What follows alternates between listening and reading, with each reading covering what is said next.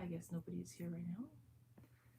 It's been forever since I've done a live. I thought I'd come on here and take a few questions if you have any, catch up with you guys. I know some of you are on the other side of the world just waking up, so hopefully you can catch the end of this. So I was trying to do a Facebook live for the first time, but I couldn't get it to work quickly enough. So instead of troubleshooting there, I just came here. I figured maybe I could see some of you guys who I haven't seen in a while, and maybe some of you have questions. So yeah, instead of doing a Facebook live and troubleshooting that, I just came over here to the tried and true YouTube live. So it's good to be here.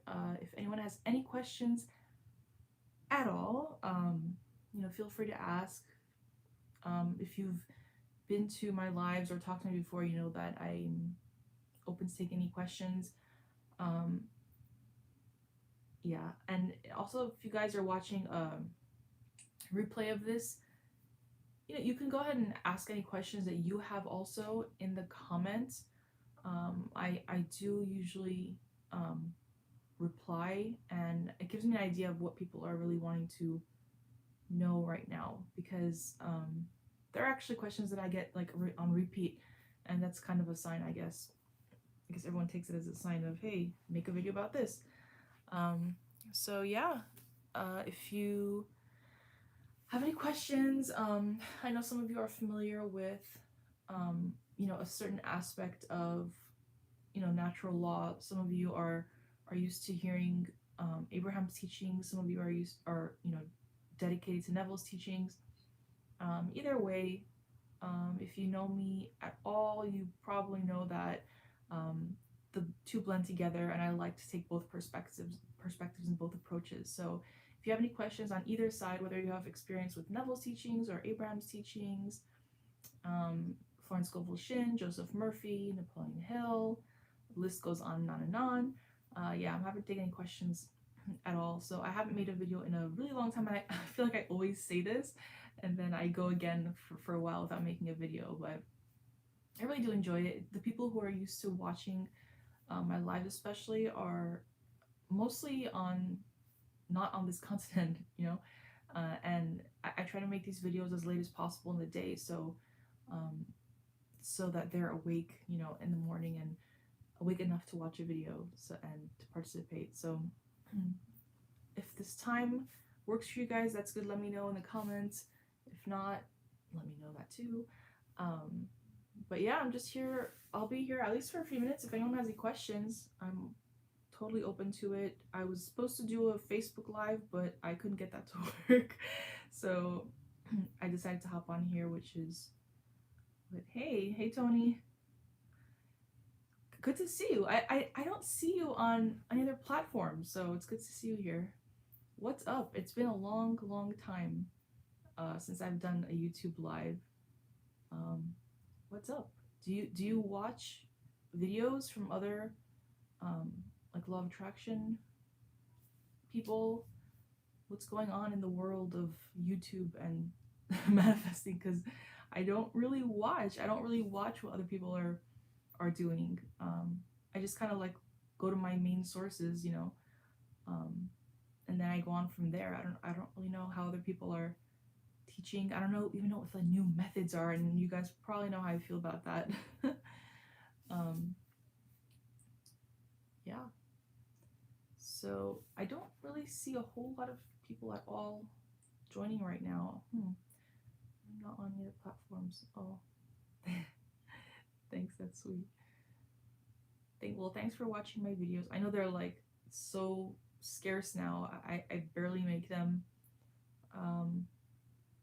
You know what I kind of feel like? I kind of feel like the questions I get are, I've covered so many videos about things that if anyone asks me a question, I kind of just, refer them to another video or to a Neville, book or chapter or something with Abraham Hicks. And I don't know, I guess I don't know what to make videos about. Like, it hasn't like come clear to me what to talk about. I mean, it's easier when I'm talking to like a client on the phone.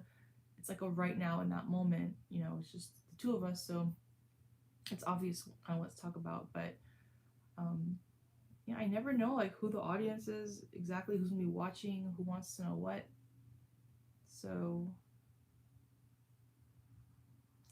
that's about it. I don't know, should I even continue this live, or should I, maybe I'll do an IG live. Well, Tony's here. Talk to Tony. So yeah, I mean, Tony, tell me, what have you been doing? What's been your what have you manifesting lately? Like, what are your successes and challenges?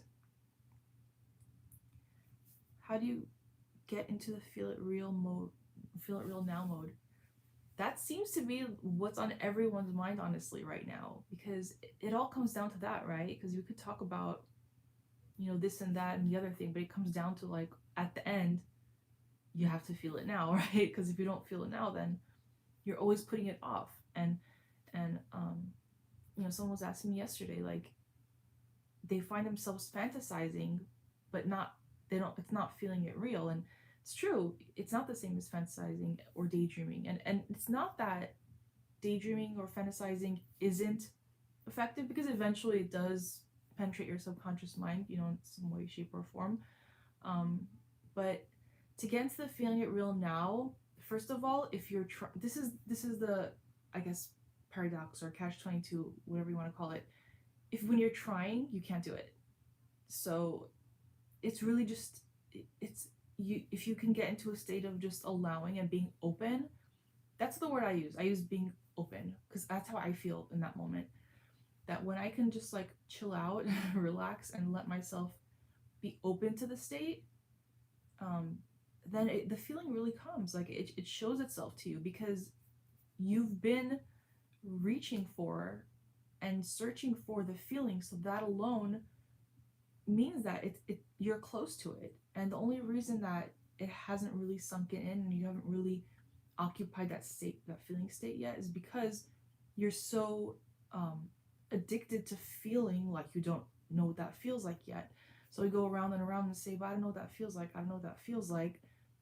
And but that's what's keeping it away. That's what's keeping that feeling. That's what's keeping yourself from just slipping into that feeling state. And it really is slipping into it. So how to feel it real now? That trying feeling, you know, and because we only have that trying feeling when we don't have something now. Like we only feel like we're in that trying mode when we know that we can't do it. So I would eliminate that whole, not just the word trying, but it's that feeling of trying, because that's what we're all doing, right? We're trying to get into the feeling it now, feeling it real now. Just eliminate that whole feeling that comes with the concept of trying, and just relax. And it really does take you, if you allow it to. And that's why it works so much easier when you're in the state akin to sleep. When you're in that theta state, yeah, attention minus effort, as Lindell says, you can't you can't effort your way into it, because it visually might kind of see it as we're going from state to state, and we compare it to like a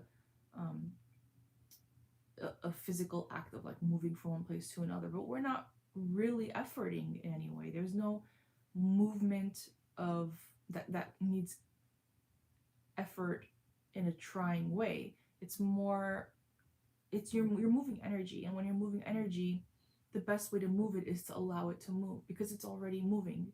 And when energy is stuck, that it's because we're creating that resistance, you know what I mean? And if that resistance isn't there, then the energy moves. And guess what? When the energy moves, that's how we move from state to state.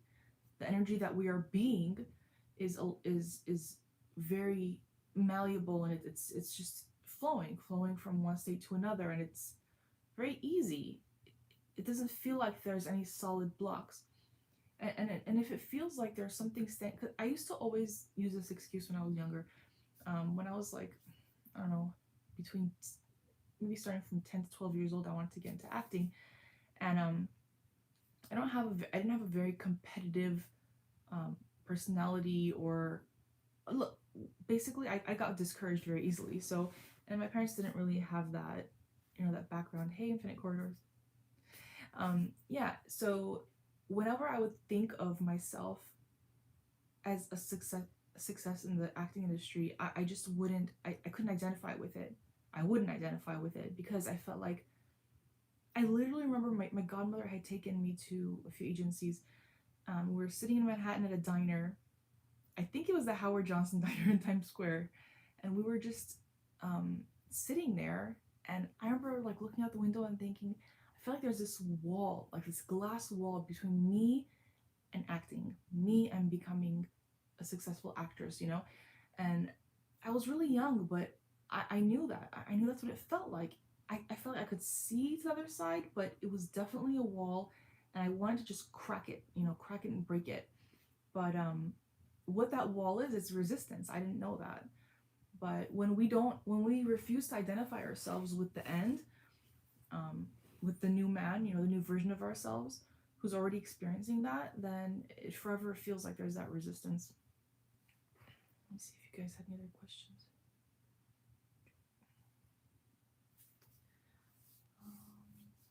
Yeah, and Tony, you said Lyndall says attention minus effort, and that's something that I had read somewhere else too. I don't remember who the author was. It wasn't Neville or Joseph Murphy.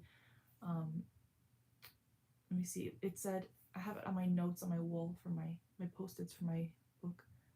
Um, Basically, it was about what is focus, and because when you want to manifest something, you want to focus on it, right? But a lot of times when we think of focus, we think of this like strain, in a way, like you strain, you focus. Like when you think of like people who would try to move objects with their mind, it's like this strain, but it's actually not strain. There's no strain involved, and if there's strain, then guess what? It's resistance. Um, so the way they explained it was obviously very similar to Lyndall's, which was, um, they said if you want to get into a state of visualization and focusing, it's basically concentration minus effort. So if you can concentrate on something without having that kind of force behind it, that feeling of force behind it, then that's ideal. And that's what we do when we fall asleep. We just relax and we just ponder things. Your favorite memory. Hi, I sometimes feel guilty when let me see. There we go. So the messages pop up and they go away. So I just need to, I'm on my iPad, so I need to bring it back up. Your favorite memory says, I sometimes feel guilty when I feel good while knowing how privileged I am in comparison to many people in the world. I was lucky.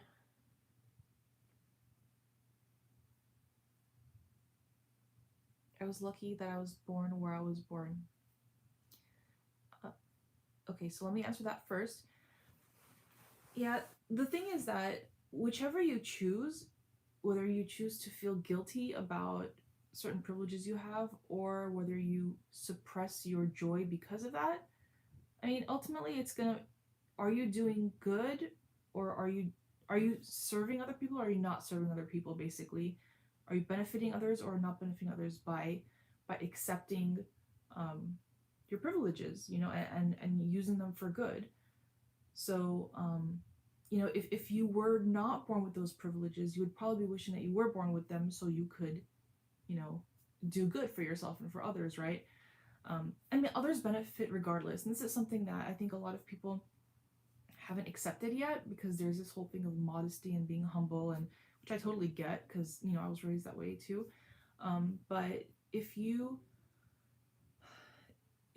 are benefiting in any way, in anything in life, there are others benefiting with you, and you don't see it most of the time. We think, oh, if we see someone happy too, or someone immediately benefiting from something that we're doing, then we feel like, oh, we're doing good.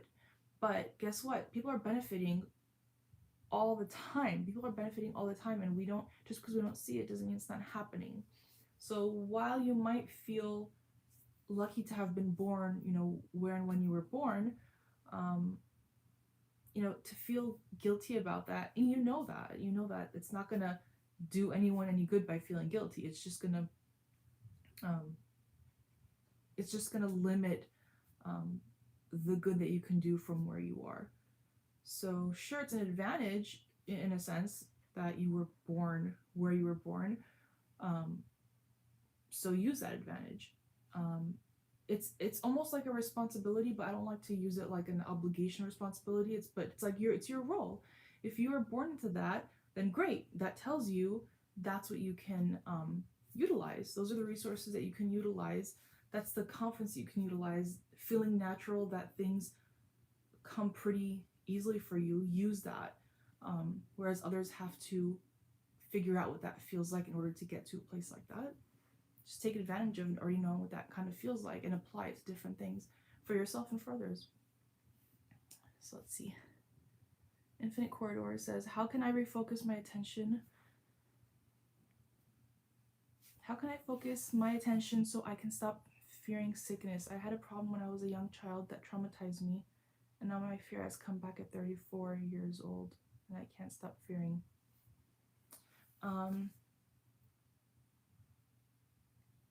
Being silent is helpful, because those are very loud thoughts. Fear is basically a way of seeing it is that it's very loud thoughts that they take over your sense of well-being, because well-being is your true nature, right? Our true being is our true nature is well-being, and if we're fearing that not being there, it's some sort of resistance. And that fear, and you know this because when you feel those feelings of fear for that, your body tenses up. So you know that it's resistance. So it helps to quiet your mind. I know it's not the easiest thing to quiet your mind when you have all those thoughts racing and starting to take over and you start panicking and obsessing over it. But there is a way. If you could just slow it down, that would be the start, because you can't stop it all of a sudden. You're not going to do a 180 and go from not fearing, from like fearing to not fearing. But any moment that you can bring the fear down a little bit, by soothing yourself, just like you would soothe someone else, like treat yourself with the same, compassion, love and compassion that you would, someone else you care for. So, it's, if you can calm down the racing thoughts in any given moment when you notice that's happening, that's a really good start to start redirecting that energy towards the natural state of well-being rather than the fear. Because the more you think about your fear and what could go wrong, the more it's going to go in that direction, because your neural connections are going to go, they're going to fire more strongly in that way, and your default thoughts are going to go in that direction. And do you want that? No, because if you're fearing something, you actually are flowing well-being right now, and the fear is imagined. So start imagining little by little more towards the preferred outcome, to feeling great in your body, to experiencing the things you want to experience in the way you want to experience them in your whole and healthy body. So hopefully that helped a bit. Let's see. Hi, Tanaya. I was actually going to tell you about this, Tanaya, but I figured, I don't know if you go on YouTube lives, but so I'm glad you're here. Your favorite memory says, true, it doesn't change their situation. No, it doesn't. Feeling guilty doesn't change your situation. But not feeling guilty and doing good, good, not necessarily by serving others in the traditional way, but using it to your advantage does help others see that they are also capable, because they may not have been born, where you were, into the circumstances you were born into, but they don't have to have been born in that to be where you are and to be where you want to be. Those people might be where you want to be sooner than you're even there. So everyone has equal I want to say equal opportunities, but there's so much negative talk about that now, but oh no, this person obviously doesn't have the same opportunities as that person. But it all comes from what you consider an opportunity And if you see, if you're paranoid or inverse paranoid, are you feeling that things are always working against you? Do you feel like that the universe is conspiring against you, or do you feel like it's conspiring for you? And that is a choice. And wherever you are starting from, that's the approach that's gonna really determine where you go. Does the feeling I feel when living in the end always have to be the same exact feeling, or can it change every time? You know what? It can slightly change every time, because this is why I believe that they say a feeling is not the same as an emotion. I believe a feeling, and obviously a feeling state, definitely, it's a combination of emotions, because when you're experiencing certain things, you feel a combination of emotions. It's never just one emotion, you know? So, it's dynamic. That's what I'm trying to say. So, yes, when you feel into the feeling it real, having it now, living in the end, it can feel slightly different depending on what emotion you're more focused on, and ultimately, it's gonna attach itself to a feeling of naturalness. And while it will still be exciting when you think about it and it'll make you smile, it just becomes a natural part of what's normal, you know, for your mind, for your subconscious mind. So whatever emotions you feel while you're thinking about it, it's going to be intertwined with this feeling of naturalness. Let's see.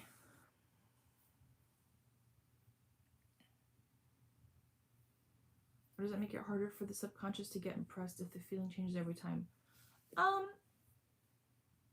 If it's like drastically different every time, then I'd say maybe it might take a little longer, but your subconscious mind is pretty intelligent, you know, in its own way. So it's going to know that you're talking about the same scenario, and it knows that experiences are dynamic. So as long as you know what you're impressing, it will also make the connection between the emotion and the event. Infinite Corridor says, thank you. I have been meditating for 10 years and I have done some inner child healing recently. Yes, which helped a lot. My fear feels much less powerful, but now it's like a stuck thought loop. You know, you might want to look up the anxiety guy on YouTube. And he's really good, and I've been watching him a lot, and he has like tons of videos. Some of them you might be interested in, some of them you may not be interested in, but definitely look him up. Just, I mean, because I thought of mentioning him. That's what I thought of when I was reading your comment. So look him up and see if any of his videos, you know, are helpful to you.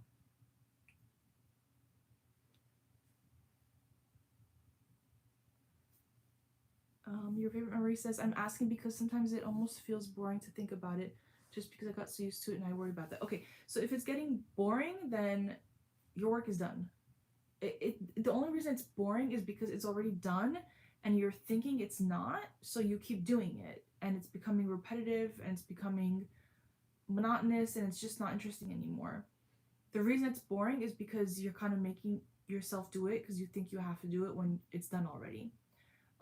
Had you just like stopped doing it as soon as you lost interest, then you wouldn't have reached that boring point. But I would say just let it go at this point. When you think about it, just acknowledge that it's done. Like, you know, when we think of things in our minds in general, we think, oh yeah, that's something I've done, or that's something I haven't done yet, or that's something that, you know, we immediately tie it to done or not done, experience, not experience, familiar, unfamiliar. There's like an assigned value to it. So when you think of this, you know, tie it to the done, the done category, the done association. I worry about feeling bored. Yeah, so just, I mean, don't worry about feeling bored because there's nothing technically wrong with it. Yeah, there's nothing wrong with feeling bored. It just means don't do that anymore. What you're doing, because it's not necessary. Just follow what's appealing to you.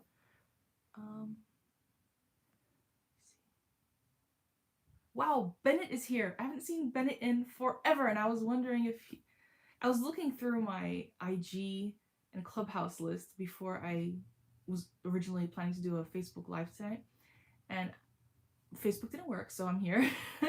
But yeah, I was like looking through. I saw Tanaya's name and Bennett, and I was like, I wonder if they go on Facebook. But then I was like, yeah, I don't think they do. I never see them on there, so I didn't say anything. And then I ended up on YouTube. But I'm so glad that you guys saw me here. Let's see. Oh, thanks, Bennett. One of my favorite people. Hey, Arlene, great to hear you. Perfect person. Yeah, Bennett. I mean, follow Bennett. I don't know, Bennett, share all your information. Tanaya too. I've been really fortunate this past year to meet people who teach natural law, who are truth teachers, let's just call them. And I mean, they really know what they're talking about. And I was kind of like a, you know, like a loner. I was like a hermit in some sense, because I really just wanted to do my work, and I wasn't interested in socializing with, even with other people who, I mean, my clients tend to become my friends, but I wasn't really friends with, or collaborating with other teachers of the law. So this past year I was really fortunate, because I guess I just came across, I attracted the kinds of people that I do want to talk to and collaborate with. So it's been really interesting on Clubhouse, talking to all you guys, and that's been something I haven't told you guys yet on YouTube.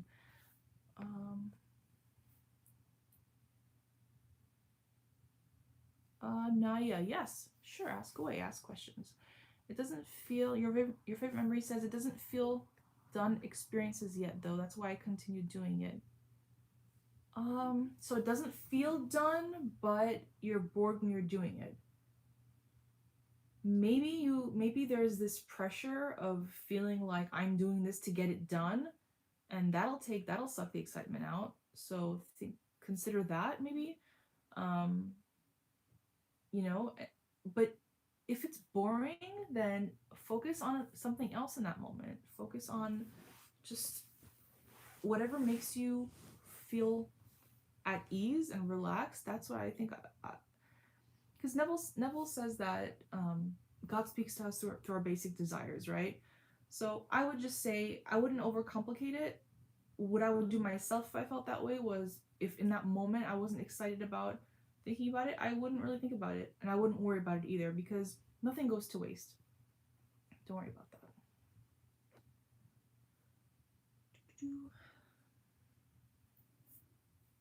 Would you consider being afraid of our unwanted negative thoughts as anxiety, or like a form of OCD? I've struggled somewhat for a few years with these types of intrusive thoughts.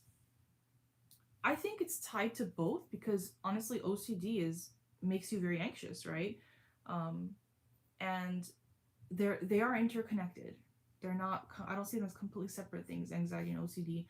So I would definitely see what the anxiety. His name is Dennis Simsek.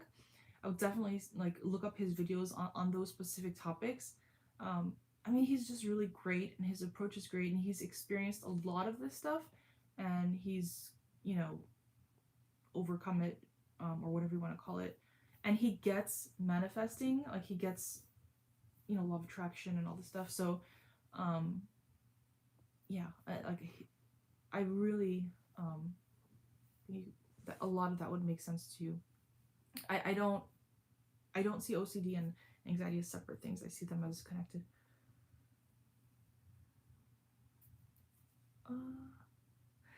Tanaya says, I invited Bennett because I know how much he likes your channel. Aw, thank you. That's very sweet. That means a lot coming from you guys. Yes, we did manifest each other. It's been a pleasure meeting you too. Thanks. Yeah, okay. It's not the process that feels boring, but I got so used to feeling it real that it almost feels boring. But thank you. I guess that's okay to feel. If you got used to feeling it real, then it should feel done. Maybe you're expecting it being done to feel like something else, but honestly, most of the time, it being done just feels like disinterest at that point, because it's not exactly, but kind of like when you're a kid and you really want a toy, and then you get the toy, and then you're like, cool, okay, and then you kind of play with it and you put it aside and you play with something else, but you still like that toy. But it's not like this loud thing saying, I need this, I need this.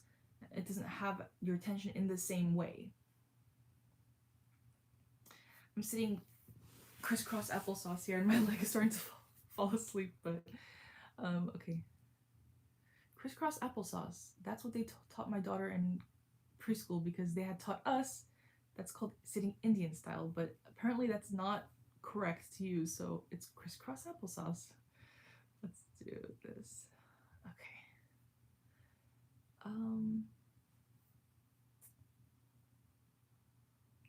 Thank you. What are your thoughts on manifesting a twin flame? So, from my understanding, a twin flame is,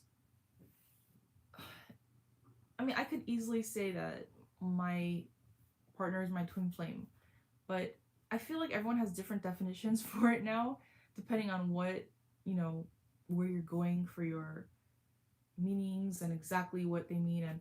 And sometimes people say soulmate, but they mean twin flame, or they say twin flame, they mean soulmate. But what are my thoughts on it? I think that if you have the desire to have that experience, then it's definitely there for you.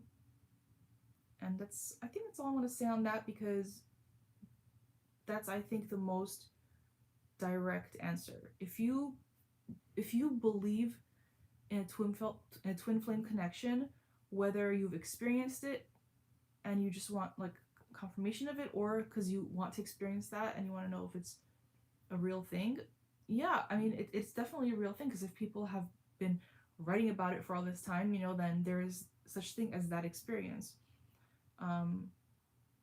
When I first started seeing Tigran, it felt like it felt like coming home, even though I had never, really known him that way. I didn't know him that closely. I did know him for a while, like as an acquaintance, but it was really weird first getting to know someone and feeling like you're coming home, like feeling like this person is your home. So that's what I kind of think of twin flame as. It's like your other half. It's like all of a sudden, like something connected that now you feel whole. And it feels old. It feels like an old connection.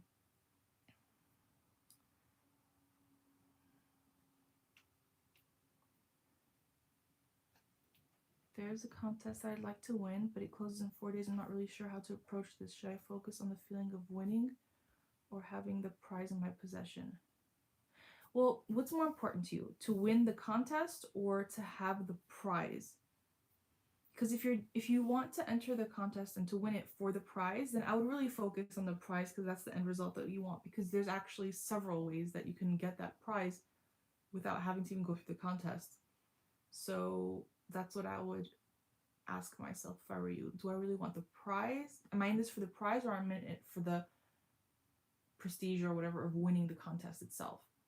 Obviously, if it's to win the contest, then you'd have to enter it and win it in 4 days, which is possible, but you have to eliminate that as a factor, like, because once you trust in perfect timing, then nothing else really matters. Then you just accept that, oh, this must have been the perfect time for me to do it.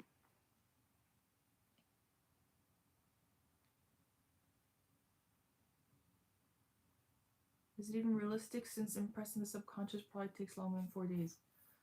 Impressing the subconscious does not take longer than 4 days. However, if you are resisting it, then it could take forever. It all depends on, are you letting yourself accept it, on a subconscious level? Are you letting yourself buy into it? Like, that's the main question. What are we buying into? Because people talk about brainwashing, and yeah, we're basically constantly being brainwashed, through outer influences or through autosuggestion, right? So are you buying into what you're telling yourself? Are you buying into your whatever you're programming yourself to believe and to be, or not? And the thing is that at first it's always gonna feel fake. It's always gonna feel like you're not gonna buy it the first time. The first time you say, I am the winner of this contest, it's gonna feel completely like BS. but the more you, not so much on the repetition of it, but the repetition allows you to let it sink in. So are you letting it sink in, or are you pushing it away every time you hear it? You hear yourself say it to yourself or in your mind. So it doesn't take longer than 4 days. It's just a matter of, are you gonna let yourself believe it? Are you gonna let yourself buy into it?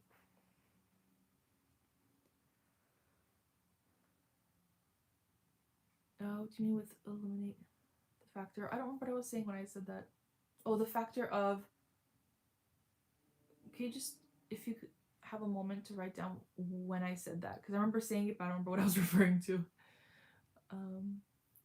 So honestly surprised, but I have more resistance getting it any other way than the contest. That's what it feels like to you in the moment, but you're actually having resistance with the whole time frame because you don't believe it's possible. And that's not a surprise because you manifested a way to get the prize that you want, but there was conditions on it, and the conditions was the time, and you had to win a contest in this certain amount of time. However, you don't have to have any conditions, and you can actually have that prize that you want in a much easier, simpler way. But the way that, the reason you're saying that you're really feeling that this is the easiest way for me to get it, the most believable way for me to get it, is because through your disbelief you've manifested ways that support your disbelief of it, your level of disbelief of it happening. Because you kind of believe it'll happen, but you kind of believe it won't happen. So you're in this middle ground, you know. And like Neville says, like the Bible says, you can't serve two masters. It's a double-edged sword. It's a Bennett Tanaya, help me here. All those phrases that mean the same thing. Yeah, you can't believe and disbelieve at the same time, because that'll keep you in that middle ground, and it's a pull back and forth. Your subconscious and conscious has to be on the same page, and yes, you can get your subconscious on the same page as what you want within 4 days. But just know that you manifested the possibility of it happening in this way because you hadn't really bought into the fact that it's actually really easy. If you want, you can manifest an easier way to get that prize. So it's really up to you. I mean, there's this thing about, I was reading it the other day, I don't remember who wrote it, I think it was probably Florence Scovel Shinn, because she talks a lot about, no, it was actually Abraham. They were saying that if you we spend a lot of time worrying about these, ships that we miss. We miss that boat, or that ship has sailed, and they're saying that, and there's another ship, and there's another one, and another one, another one. There's always a ship coming in, and we feel so bad for a ship that we seem to have missed, that we're not noticing that they're constantly coming in. So never see anything as a missed opportunity, like, oh, that was my chance, because if you see it as this is your only chance, it puts way too much pressure on it, way too much tension on it, way too much resistance, and it's not going to let you manifest it through this way. You have to see it as, of course it's going to come to me, and if it's not this, it's something else, and it'll come in perfect timing. That's how you really lift the resistance off of it. Infinite corridors. What is your view on focusing on total detachment from all desire and the entire material realm as the way to enlightenment, rather than trying to obtain material things? The world is impermanent. I believe that there's nothing wrong with at first wanting to manifest things, because I think that nothing is purely material. I think material is a reflection of spirit. So if we want things, then I think it's easier to learn how to get them and then come to a point where we realize that, oh, that stuff doesn't really matter as much as, your connection, who you are, and what Neville would call the promise aspect of it, right? That level. So when I see people who are very interested in just the material manifestation, or the, maybe someone who wants a specific person, like, every once in a while I'll think, why why let yourself feel so bad over something when, like, don't you know who you are? Like, you're so much bigger than this. Like, why do you feel like you can't have this thing, and why are you focused on this thing? Every once in a while, if someone feels really bad along the process, yeah, I will think that. But the truth is that they can want whatever they want, and that's just part of their process. Just like I wanted things, and I might still want things that, someone who's already not caring about material at all because they're past that, they won't really see why I want that. But everyone is where they are, and I think it makes more sense to me to allow people to follow their desires, because I believe that, like Neville says, God speaks to us with our basic desires. Yes, that desire is the main desire is to understand who we are and to have that connection to our source energy, right? To our God self. But um, there's also a reason, I believe, why we have desires for material things and certain experiences, and I don't really know if one is more important than the other, because I think there's a time for everything, for everyone. That's how I see it.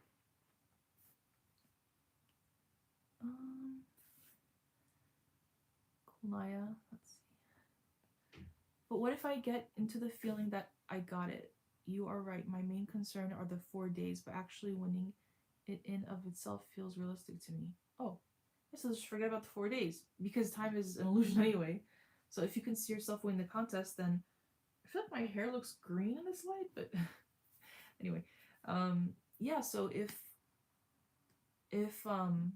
if you can see yourself winning the contest, what does it matter if there's 4 days or 4 months? It doesn't really matter, because your ability to perform whatever the contest is, your ability to perform, whether it's writing something, performing something, creating something, your ability will match the level that's necessary in order to reach that end result.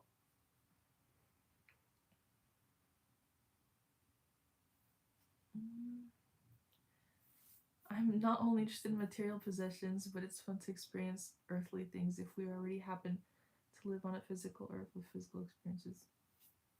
Yeah, it's a well-rounded experience, I guess. So I think I got all the questions so far.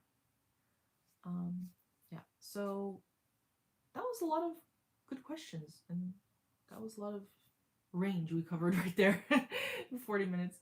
So if it takes a month to manifest, it doesn't take a month to manifest. It takes no time to manifest. It all depends on what you're willing to, how far you're willing to travel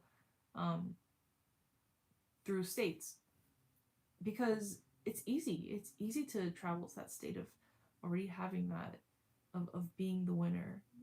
But the question is, are you allowing yourself to do it, or are you hung up over the 4 days? Thanks for being here, Tony. He was the first one in here. We were hanging out before you guys came in. Yeah, so it doesn't take a month to manifest. Nothing takes a certain amount of time to manifest. It will always depend on the amount of time it takes for it to feel that it's part of your self-concept. And then once you feel it's part of your self-concept, that's when I would say the Sabbath period begins, because it's usually not like instant, but the Sabbath could be a few hours or a few minutes, or it could be days or months, but it's usually not even months, and it's usually not years, I'd say for sure. But it's and for something like a contest, if you can feel yourself as the winner, then why even think about the 4 days anymore? And this is also why, like in the past, when a lot of people would say, what was the question that this was around? What was I thinking? Like if people about putting specific, like a goal amount of money you want to make, within a certain amount of time. So a number for the amount of money, a number for the amount of time, or just a weight, like a certain weight you want to reach. And while I totally get why like Napoleon Hill or like Bob Proctor or a lot of people who are teaching, manifestation, they say, Jack Canfield, they say, if you don't know the number, then how do you expect to reach it? You have to show your mind what the number is so you can make that real. So to say I want to lose some weight doesn't really make sense because you want to know the number because that's your actual goal. But I want to take it a step further and say that actually the only point of having a number, the only benefit of having a number, is that it helps you tap into the feeling of what that number feels like to you. So while it is good to be specific in some sense of like having like, oh, I want to do this thing in 4 days, right? I have to do this thing in 4 days. That's the goal. It doesn't really help you to know that you have 4 days because that could make you panic more. But if you can establish the feeling of it, then the 4 days doesn't matter. You just want, what's 4 days from now? What day of the week is it? Like, let's say, today's Tuesday here in the US. So Wednesday, Thursday, Friday, Saturday. Let's say it's Saturday that this contest is, the deadline for the contest is, right? So I would imagine whenever they say that the winner's gonna be announced, imagine it's that day and imagine that you won. And like Neville says, every day has a certain feeling tied to it. Every season has a feeling tied to it. So Sunday has a certain feeling. Just like when you say, oh, it feels like a Tuesday today, it feels like a Monday today, it feels like a Saturday today. So take on the feeling of that day of the week and that time of the month, that time of the year, whatever, and just assume that that's when you were already informed of being the winner.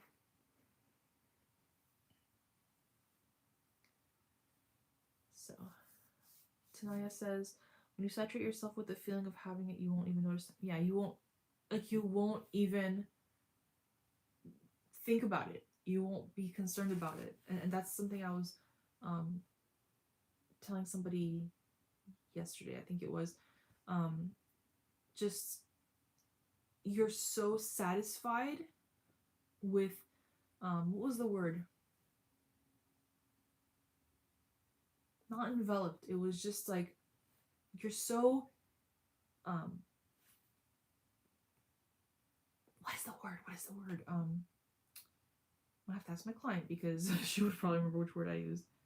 Just that you're so like dipped in that feeling and it's just so part of you that you're not thinking about time, like, because you're not feeling it's not there. If you don't feel like it's, if you feel like it's not there yet, then that's when you count time.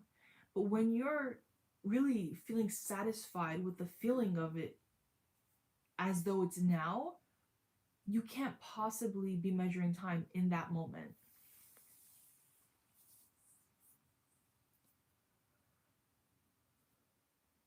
Yeah, I'm gonna forget the 4 days. Thanks. I'm glad to see you. See, I did this time because I was hoping to see some of you guys who I used to see when I was doing lives. But yeah, forget the 4 days. It really doesn't matter. You're equipped to get the job done whether you have 4 days or 4 months. Doesn't matter. So your favorite memory says, yeah, that makes total sense. It's just that a lot of coaches keep repeating that it takes a certain amount of time to impress your subconscious with the feeling of it being real. Personally, it felt best to imagine I already have the prize for a few weeks instead of focusing to the winner specifically. Is that okay too? Yeah. Like Neville would say to take something that would be from like, take a moment that would be soon after the result, so that you can look back and say, yeah, this is already done, I've already experienced this, and it's already a done deal, and you have a memory of it happening, and you have a memory of when it hadn't happened yet. So you can say, I remember when I was on the live with Armine and I was, asking what do I do about this whole 4 days thing. But, now it's irrelevant because it didn't matter. And I won. So that's one way of doing it. Tanaya says, I've been thinking about the feeling like Sunday example from Neville all week. Really, yeah. It's so true though, right? Like it feels like we forget that everything is a feeling state. Everything, a person is a feeling state. Like when you think of a person, what you're imagining is actually a feeling state. It's not a person. It's your perspective of that person. Because you have good memories with them or not good memories with them. What we think are people and what we think are places and things, they're all just feeling states. It's weird, isn't it?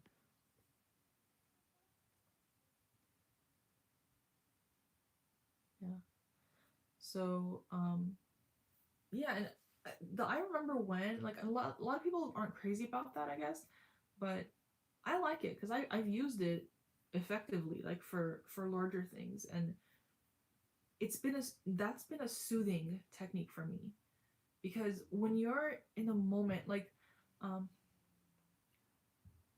who's asking about fearing, like, well-being not being there, so anytime that you're just caught up in feelings that you don't want to feel, whatever it's regarding, the I remember when is really helpful because when it's something big that takes up a lot of your thought, like if it's a financial worry or I don't know, just like if something you can't figure out and you know that your rational mind is not it's not working for your rational mind to figure yourself out of the situation. And guess what? Because it's not supposed to. You're not supposed to be focused on the hows. There's a certain level of involvement, yes, that your rational mind has. However, um, it's not the main job of rational mind.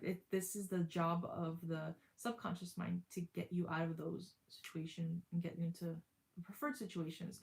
So I remember one is really good because when there's so much stuff happening in your mind, um, and it's going in directions that you don't want it to go, um, you you can soothe yourself with projecting yourself into a future moment and thinking back to when you were just worrying. You can say, I remember when I was so worried about this, and that turned out well. Like I'm so glad I don't have to worry about this anymore. And you don't even carry the heaviness of it, of thinking, wow, I was so worried about this. No, because in that moment you're not worried anymore.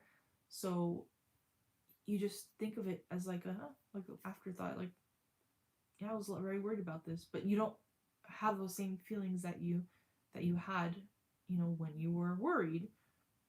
So I remember one is really helpful, and if anyone needs help with that, I can help with that.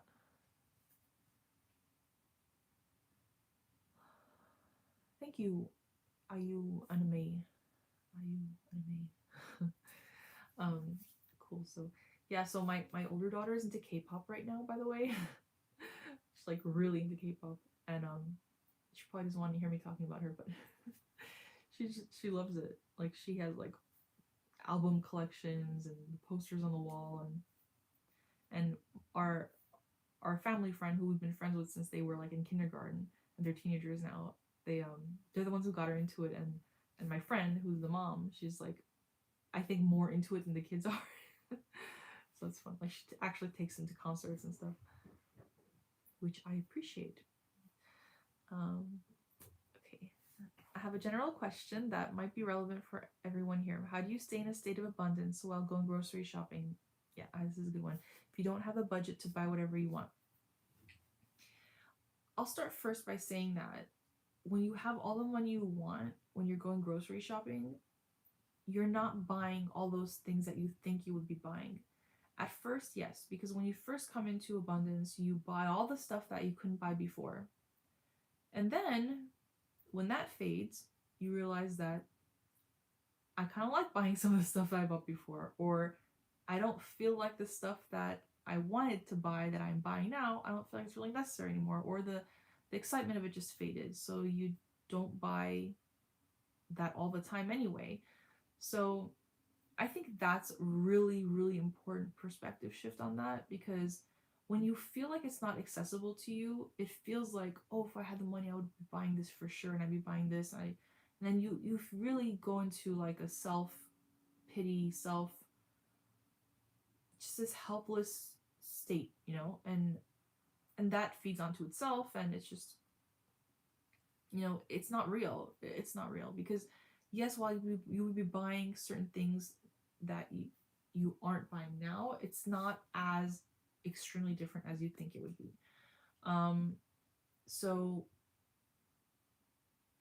one of the things that helped me was when I would go to the checkout, and I have some stories that, I mean, they're like kind of like sad stories and sob stories of like when Tigger and I were first together, and like it was just, yeah, we had no money, like no money. It was just like, yeah, we went through some things. I'm not gonna tell the stories right now, but um when I would be at home and I would think like about how it felt being at the checkout, you know, um, I watched this thing from Marie Forleo. It's the she has like a B school thing like for women, I guess. Um, I was watching one of her videos, and she said that when you pay for something, um, always tell yourself there's always more where that came from, you know, and it can feel stupid kind of because it's so extreme opposite of what it feels like when you're at checkout and every cent counts and you're afraid that it's going to go over the amount you have, you know. But it really opens your energetic um limit, you know, like it broadens your perspective in that moment, and it feels fake kind of, but it also feels good to be able to say that, you know, to practice saying that of there's always more where that came from. And honestly guys, it's true, there really is always more that came from. It's just it always feels tight, or it always feels abundant, or somewhere in between, or back and forth, but there is always more where that came from. There is always more to buy more with. So while it may seem very little, the truth is that there is always more where that came from. So you can say that with a certain level of confidence. There really is always more where that came from.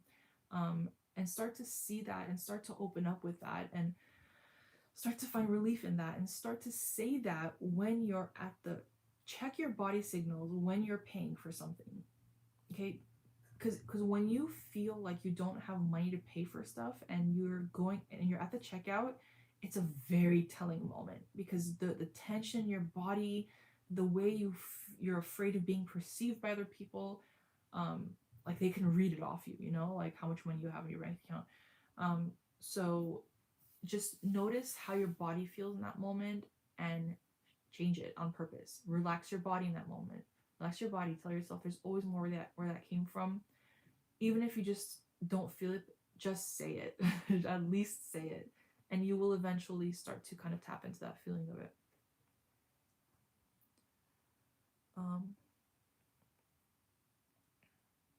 Infinite Corridors, thank you for helping others from your experience. This world could be so much better than what it is.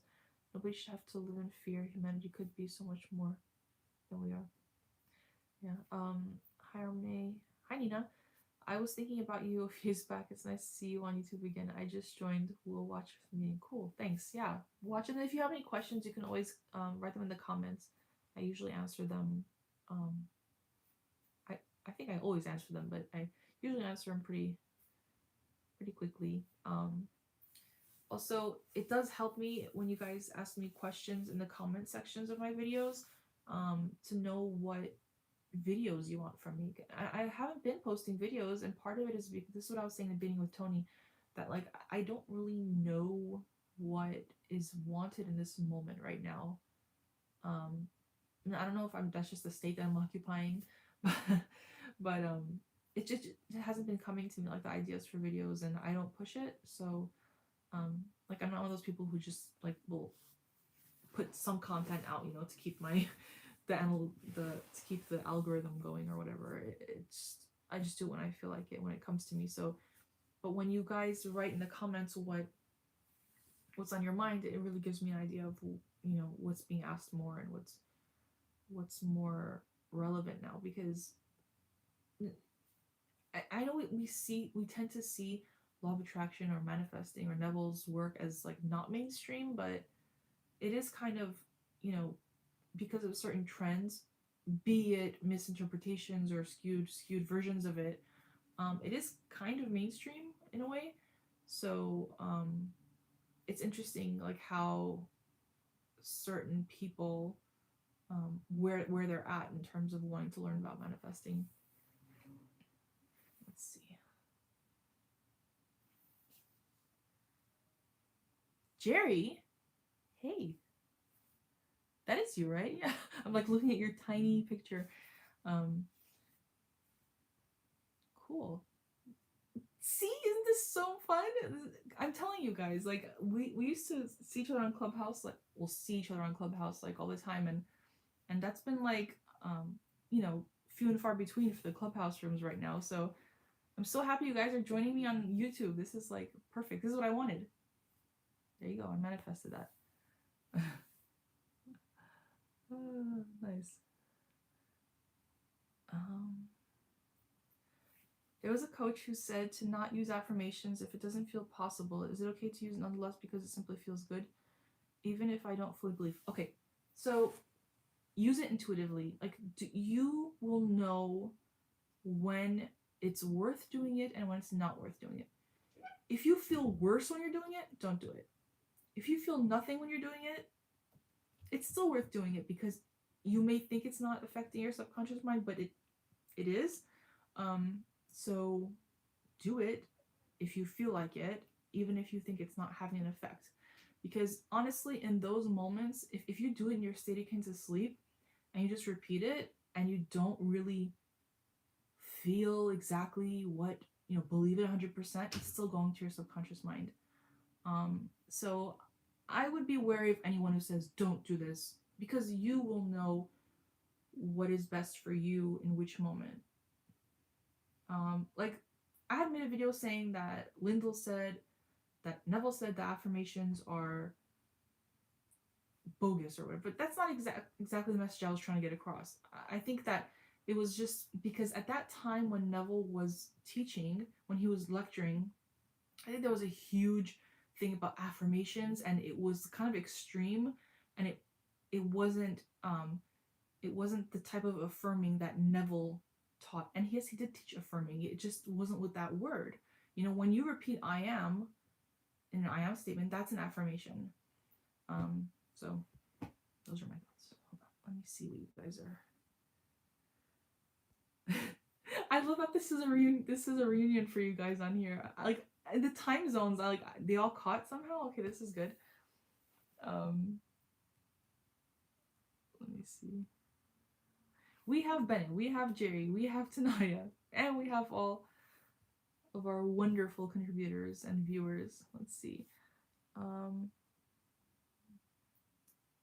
So guys, I already told you to go follow Tanaya and Bennett and follow Jerry too. Okay. Let's see.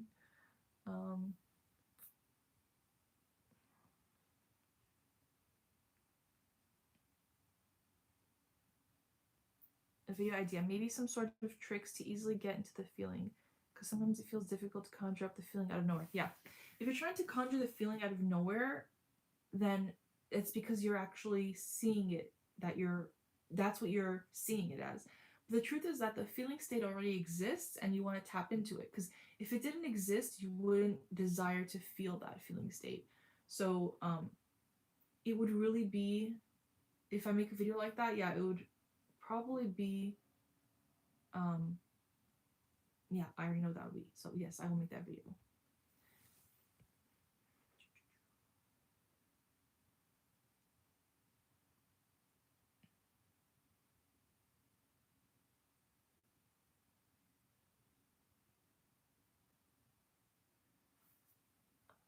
Anjali. I used to know how to pronounce that name and I forgot it. Can you talk about manifesting a fulfilling career in the creative field? Yeah, I can. I mean, I can tell you what I know, and that's that if you see yourself as successful, then you will be, because that's what has to reflect in the physical reality. If you see yourself as a starving artist, if you see yourself as misunderstood, if you see yourself as overlooked, if you see yourself as one in a pool of in an ocean of so many talented, creators, in any field, then it's gonna be tough. But guess what? The ones who are making it and who are successful, and there are many of them, maybe percentage wise it doesn't seem that way, but there are many people who are really successful in the creative fields. That's because they simply saw themselves where they wanted to be and they didn't question it. And this is why, like, I mean, honestly, like every single person that I work with, they're very intelligent people. And it's just that, when we are that intelligent, we let our intellect take over. And this is something I say that I don't know if this is insulting, or I don't know if you guys know, but I'm not really like one to be politically correct, but you got to be a little dumb. We have to not overanalyze things. We have to be willing to let things happen without us killing it, because we kill it with our doubt. That's all self-sabotage, right? We're modest. We don't see ourselves as, we're not sure. We don't know if we can trust that. How do we know? What if I see myself as successful, but I'm not? I don't want to be disappointed. I don't want to come off cocky and act like I'm going to be successful. And then what if I'm not? So all of that, what it does is it takes a pure desire. And the reason you have a desire to be in a certain field of work is because guess what? You'd probably be really good at it. And you have several possibilities of how you can be successful at it. So I would just say don't overthink it, and keep it simple. Keep it simple, silly. That's what I would say about the creative field. It comes down to, what does it feel like to be successful in the way that you want to be successful? And you have to let yourself feel that. And don't be modest. You need that brazen impudence.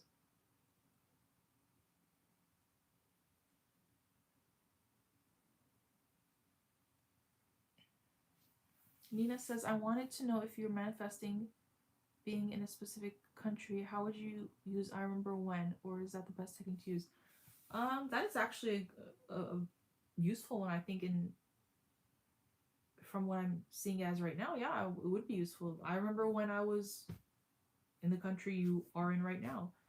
I would place myself, if you know what it's like to be in that country, that could be one way to feel it real, right?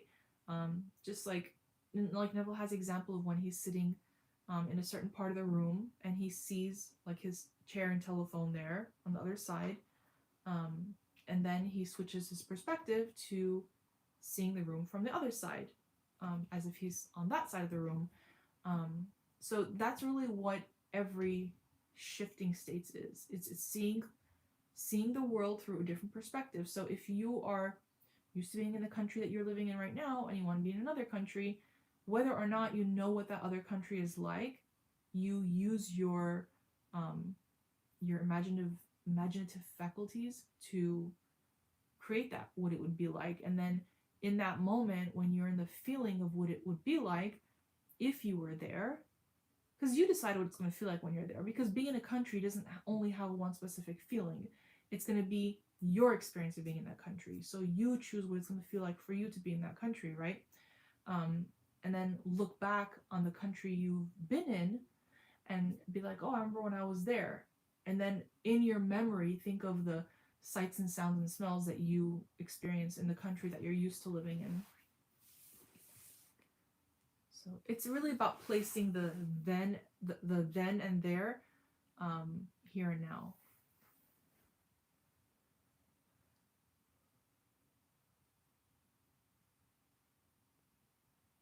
The dream team is back.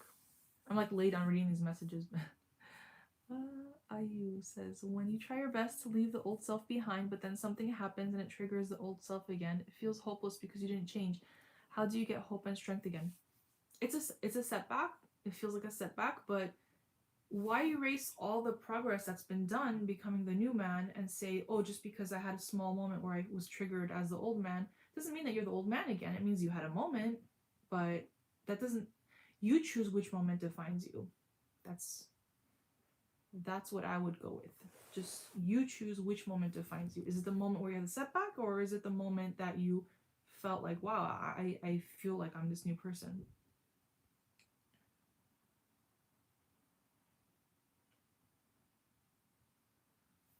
Then it says I couldn't miss live Q&A from the lady from whom I learned Neville. Really? First? Get out of here, Ben. I don't believe that. I was the first person you learned Neville from. I'll take it. And as always, thanks for me. Jerry says, I will be scheduling Clubhouse room soon. I've just taken a break from posting on IG and doing Clubhouse because I was really drained. Yeah, sure. Whenever is good for you. I've put my notifications on now, Clubhouse. I'm so hesitant to put notifications on my phone for like several different apps because I just don't like looking at my phone all the time, because every time I get a little notification, like I look on my phone and I don't like 9 out of 10 notifications I get were not the rooms that you guys were in. So it's like, but they're on now. So they're on for Clubhouse, not for Instagram, just FYI.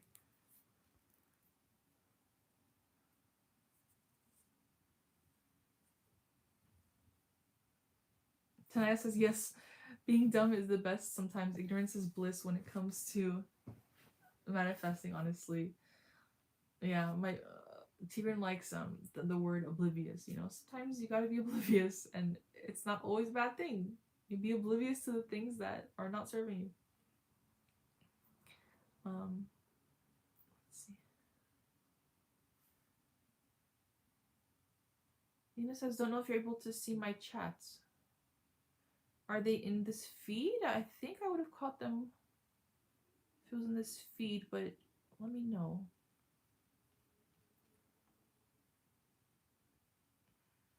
Let me know, Nina, if it's in this feed or not, because that's all I can see right now, and I think I'm catching all the messages I'm getting. So I'm actually good at being delusional, but what kills it for me is being afraid of the tremendous fall if I'd fall. It's a softer landing if you didn't believe something in the first place. Yeah, so there's this moment, and I call it the edge of the cliff moment, sort of, because it's like, there comes a point where you've wanted something for long enough, and you're like, you're at the edge of the cliff, you're looking over, you're like, I'm either going to do this or I'm not. Like, I'm either going to live my life in fear, I'm going to live my life in protection and safety and fear, or I'm going to jump, you know? And it's so terrifying to let yourself trust sometimes that's why I compare it to, because it really is like, it feels that terrifying, you know, like you're jumping off a cliff and you don't know what the hell is going to hold you up, or if anything's going to hold you up. But when you have that trust, then you can jump, and you can jump with joy. You know, like you can actually jump and know that something's gonna catch you, and yeah, there's a bit of fear there, but just there's a bigger trust. And that's kind of what you go with. I think you eventually you have to take that jump. You have to decide to trust. And you know, sometimes it's fear of looking stupid to others or to yourself. But if you're smart, you're not telling other people about what you're manifesting, because you can avoid a bunch of complications by keeping it to yourself at first. So but yeah, there is that fear of, you know, that hard fall, but guess what, that hard fall never happens when you actually do trust. It's only when you half trust that you have those painful falls, because you didn't actually trust. You kind of trusted, and you told yourself, oh, but I trusted it. But no, we didn't. We didn't trust it, because if you fell, then you didn't trust. So when you do fully give yourself to it, then you fly every time.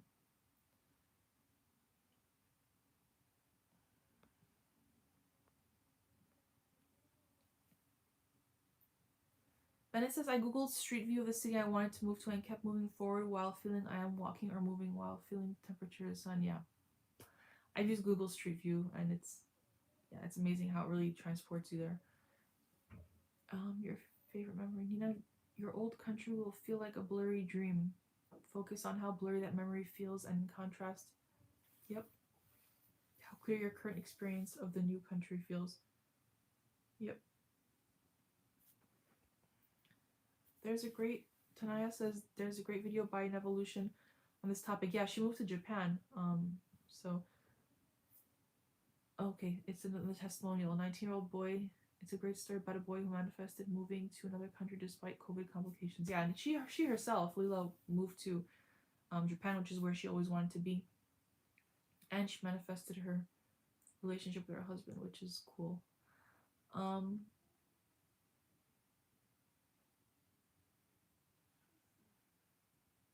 Bennett says, yep, I heard Neville's audio while listening to one of Joseph Murphy's audio on YouTube and from Neville's work.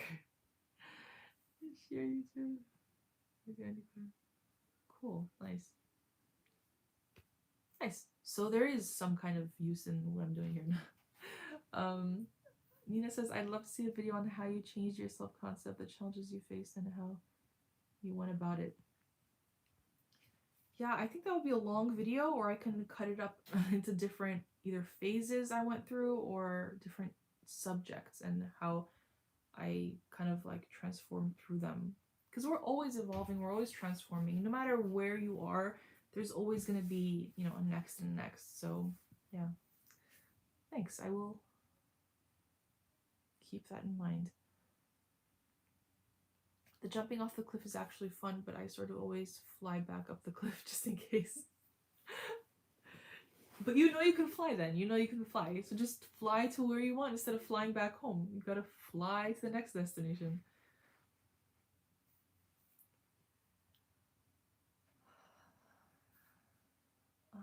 Tania says, I totally manifested this life because after our little chat on IG, I was thinking about the clubhouse rooms you would hold late in the night.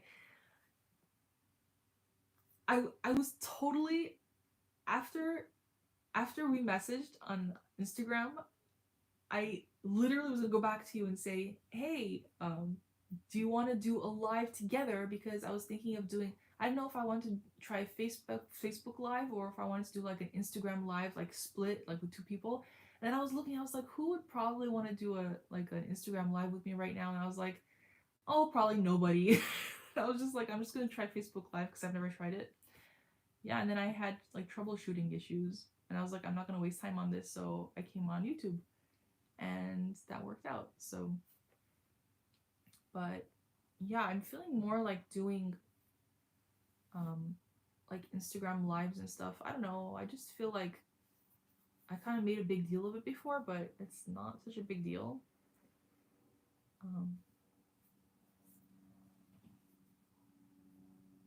What was your biggest learning point in manifestation? It was the moment that Tigran like held me for the first time. That was like, and like he said something, and when he said that, I don't remember what it was exactly, but he said it now and immediately like clicked that, wait, I did this. Like wait, I totally pre-paved this. Like he repeated words that were words that I was repeating to myself, and I don't remember which ones it was because there were several that came up throughout, you know, our relationship, like the beginning of our relationship. But it was like the feeling and the words he was saying, and it just all like clicked, and I realized that this is like the most amazing thing. And wait, I know how this happened. That was my biggest learning point. It was early on.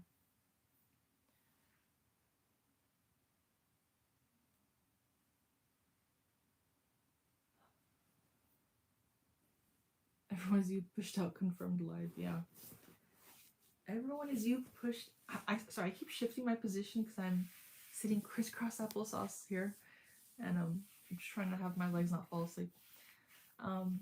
Yeah. So, yeah, everyone is you pushed out. So who wants to tell before we go? Because I gotta go soon. But who wants to tell a quick story about how everyone is you pushed out, and when you realize that one of the many moments when we realize that we're internally arguing with people and then wondering why, you know, we're struggling with them in real life.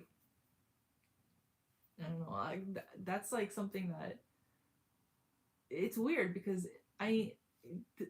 when I think of like Abraham, like, and how they have their workshops and whatever, like I think about how sometimes like our God self or our source sees like our physical like working mind and the way we do things and the choices we make.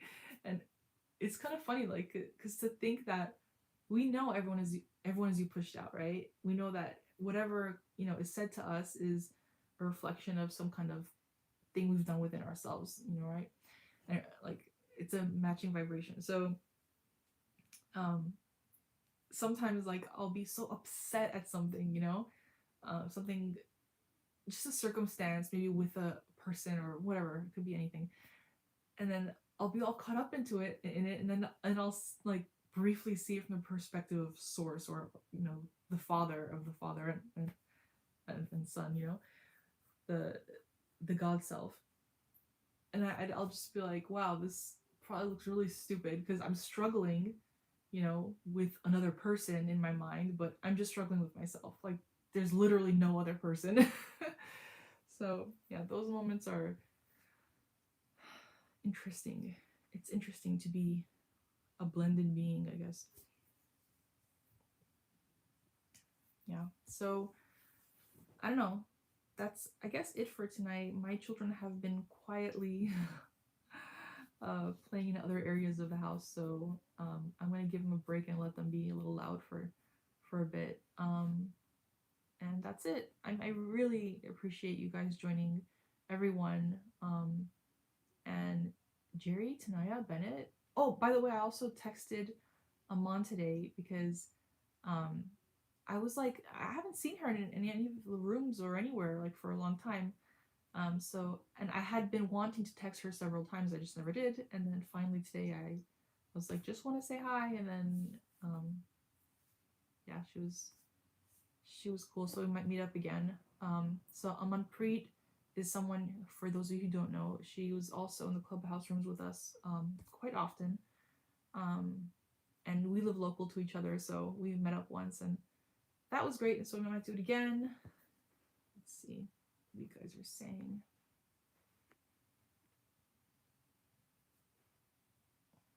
But yeah, just closing up. Let me see.